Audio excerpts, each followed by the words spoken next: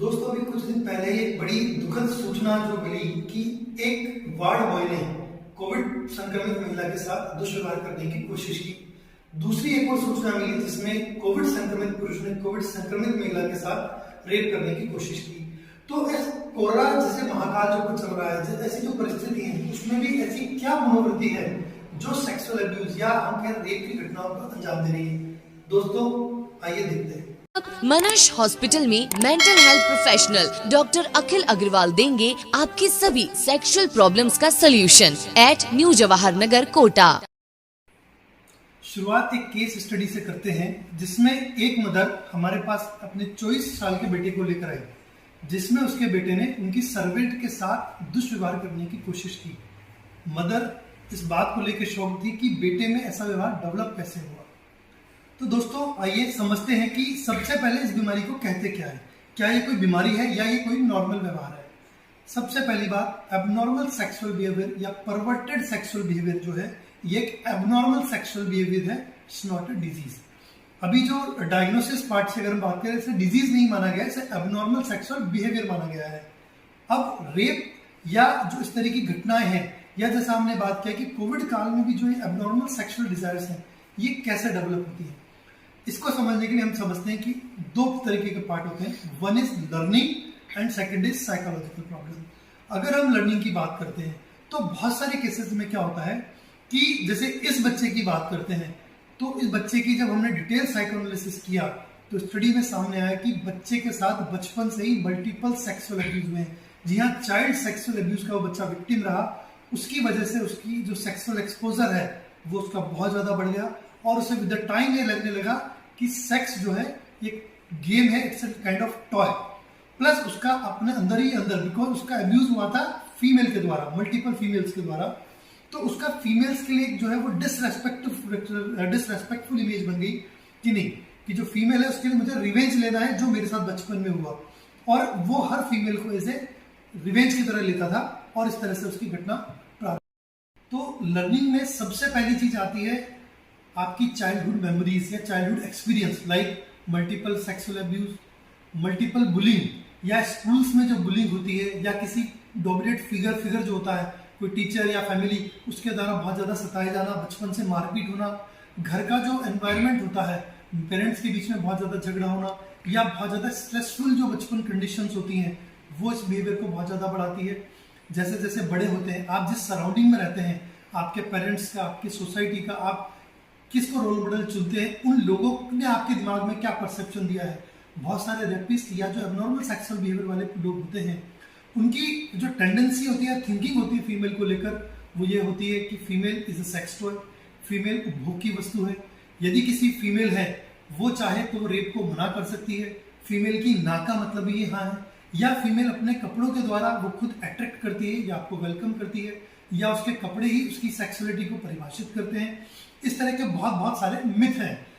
तो ये जो एक लर्निंग होता है, ये आपके सेक्सुअल बिहेवियर को बढ़ाता है। सेकंड हम बात करते हैं न्यूरोसाइकोलॉजिकल।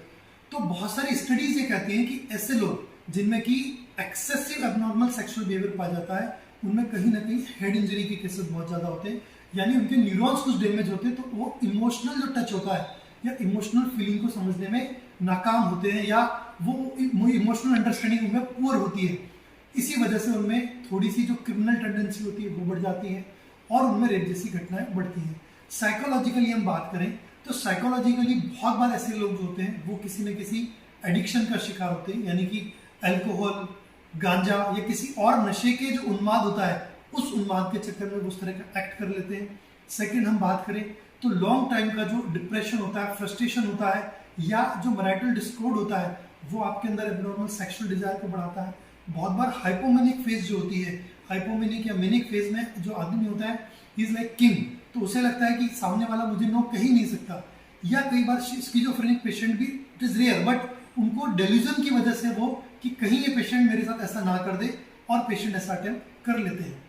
अगेन अगर हम बात करते हैं तो जो सैडिस्टिक या मैसोकिज्म पर्सन होते हैं, जो परवर्टेड सेक्सुअल बिहेवियर होता है, ऐसे लोगों को फीमेल्स को टीज करने में या औरों को सताने में बहुत मजा आता है।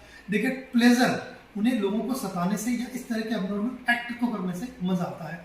हम अगर पर्टिकुलर कोविड एरा की बात करें शायद इसका एक बहुत बड़ा कारण प्रोलॉन्ग जो एक डिटैच आप एनवायरनमेंट्स हो जाते हैं, जिस रूम में आप पैक्ड होते हैं वहाँ आपकी फ्रस्ट्रेशन, प्रोलॉन्ग डिप्रेशन, लोनलीनेस, ये भी एक रीज़न हो सकता है। बट अल्टीमेटली कहीं ना कहीं इसमें आपकी अपब्रिंगिंग, आपके परिवार की, आपकी सोसाइटी की जो साइकोलॉजी है वो बहुत ज़्यादा इसमें असर करती है। तो दोस्तों कहने का मतलब ये है कि जो एक रेपिस्ट होता है या जो इस तरह के सेक्सुअल एक्ट को अंजाम देते हैं, ये लोग एक पुअर लर्निंग का शिकार होते हैं या पुअर साइकियाट्रिक या पुअर मेंटल हेल्थ का शिकार होते हैं। तो हमें इन घटनाओं को रोकने के लिए सबसे पहले शुरुआत अपने घर से करनी चाहिए। जो मदर्स हैं, जो घर की बुजुर्ग महिलाएं हैं, वो बच्चों को रेस्पेक्ट करना सिखाएं कि नहीं, फीमेल एक भोग की वस्तु नहीं है, फीमेल एक रेस्पेक्ट की चीज़ है। फीमेल वो है जिसने आपको जन्म दिया है, फीमेल वो है जो आपको पाल पोस कर बड़ा करती है, फीमेल वो है जो आपके परिवार का आधारभूत ढांचा है, आपकी बैकबोन है। यानी हम उसको बचपन से फीमेल के लिए रेस्पेक्ट करना सिखाएं। हम उसका थॉट जो है वो कंसेप्ट चेंज करें कि जब आपको कपड़े पहनने की आज़ादी है तो उसी तरह से महिलाओं को भी अपने कपड़े चुनने की आज़ादी हो। फीमेल को देखने का जो नज़रिया है, एक सबसे बड़ा कारण है कि हम चूंकि सेक्स के बारे में ओपनली बात नहीं करते हैं, हमारे यहाँ पे सेक्स एजुकेशन नहीं है, तो जो हिडन सेक्सुअल डिजायर्स होती हैं उनको आदमी फुलफिल नहीं कर पाता है, या जो उसके मिसकंसेप्शंस होते हैं, जो उसके दिमाग में टैबूज थॉट्स बने होते हैं, उनको वो किसी से साझा नहीं कर पाता है, और नहीं कर पाता है तो वही टैबू या थॉट्स है वो आगे बढ़कर इस तरह की एक्टिविटी को अंजाम देते हैं। तो उसके लिए सबसे इंपॉर्टेंट है स्कूल्स को इनिशिएटिव लेना चाहिए कि सेक्स एजुकेशन स्टार्ट हो, उन्हें समझाया जाए कि what is male reproductive system, what is female reproductive system, what is normal sexual behaviour, when it should be done, कब ये होना चाहिए, कब नहीं होना चाहिए, ये सारे इनिशिएटिव हम लें। तीसरा सबसे इंपॉर्टेंट है कि लॉ मेकर्स के द्वारा एक इतना इंपॉर्टेंट लॉ बनाया जाए।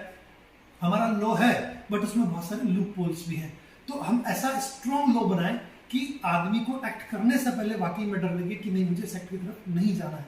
ये कुछ मेजर्स हैं जिनके द्वारा हम इन स्टेप्स को रोक सकते हैं और शायद आने वाली भविष्य घटनाओं के ऊपर भी विचार कर सकते हैं। Thank you.